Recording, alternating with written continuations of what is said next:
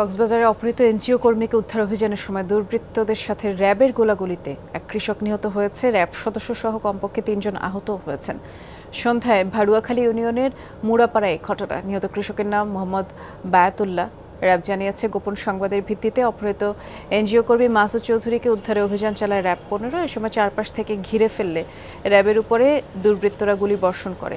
আত্মরক্ষায় র্যাবও পাল্টা গুলি ছোড়ে। এক পর্যায়ে মূল হোতা মোহাম্মদ ফরহাদকে আটক করা হয়। এই গোলাগুলিতে ৪ জন আহত হয়েছে। তাদেরকে হাসপাতালে নিয়ে গেলে কৃষককে মৃত ঘোষণা করেন চিকিৎসক। ঘটনায় জড়িত বাকিদের গ্রেপ্তারে অভিযান অব্যাহত আছে। সোমবার বিকেলে মুড়াপাড়ায় এনজিও কর্মকর্তা মাসুদ চৌধুরী ক্ষুদ্র ঋণের কিস্তি টাকা সংগ্রহ করতে গেলে তাকে অপহরণ করা হয়।